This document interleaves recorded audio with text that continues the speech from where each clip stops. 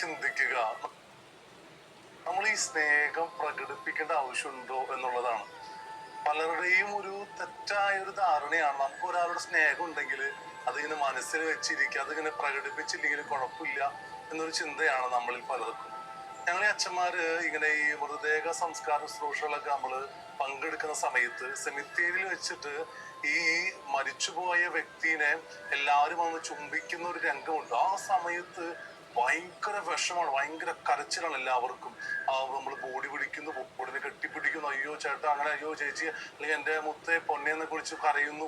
നമുക്കത് കണ്ടു നിൽക്കുന്നവർക്ക് ഭയങ്കര വിഷമമാണ്. പക്ഷേ നമ്മളൊക്കെ ചിന്തിക്കേണ്ട ഒരു കാര്യമുണ്ട്, ഈ വ്യക്തി ജീവിച്ചിരുന്ന സമയത്ത് നമ്മൾ എത്ര ചുംബനങ്ങൾ നൽകിയിട്ടുണ്ട്.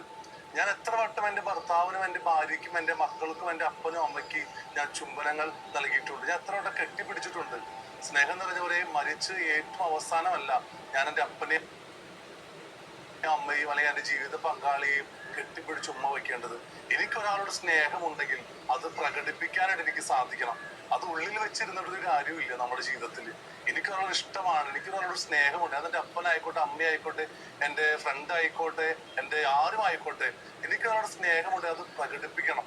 ഈശോയാണെങ്കിൽ പോലും തന്റെ ശിഷ്യരോടുള്ള സ്നേഹം പല രീതിയിൽ പ്രകടിപ്പിച്ചതായിട്ട് നമുക്ക് കാണാൻ സാധിക്കും. ശിഷ്യരുടെ കാലുകൾ കഴുകിയും, ശിഷ്യരുടെ കൂടെ നടന്നും, അവരുടെ കൂടെ ഭക്ഷണം കഴിച്ചും, അവരുടെ കൂടെ ആയിരുന്നു കൊണ്ട് ഈശോ സ്നേഹം പ്രകടിപ്പിക്കുന്നുണ്ട്.